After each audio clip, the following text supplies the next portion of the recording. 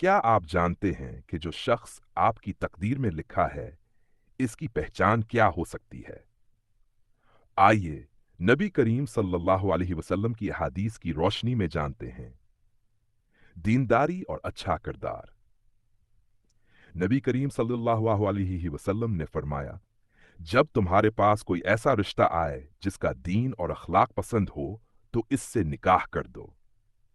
निशानी, वो शख्स दीनदार, बाअखलाक और आपके लिए खैर का जरिया होगा। मोहब्बत और रहमत का एहसास। कुरान में फरमाया, और उसने तुम्हारे दरमियान मोहब्बत और रहमत पैदा की। वो शख्स आपके दिल में नरमी, मोहब्बत और ख्याल पैदा करेगा, सख्ती नहीं।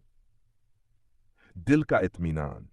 नबी सल्लल्लाहु अलैहि वसल्लम ने फरमाया, नेकी वो है जिससे दिल मुतमईन हो, और गुनाह वो है जिससे दिल घबराए। निशानी, जब इसके साथ हूं, दिल मुतमिन और पुरस्कून महसूस करे, अलझन ना हो। आसानी के साथ रिश्ता तय पाना। आपने फरमाया, सबसे बाबरकत निकाह वो है जिसमें कम खर्च हो और आसानी हो। रिश्ता कुदरती तौर पर आसानी से तय पाता है, बलावजा की रुकावटें नहीं होते। नेकी की तरफ रहनुमाई करने वाला। नबी करीम सल्लल्लाहु अलैहि वसल्लम ने फरमाया, तुम में सबसे बेहतर वो है जो अपने घर वालों के लिए बेहतर हो।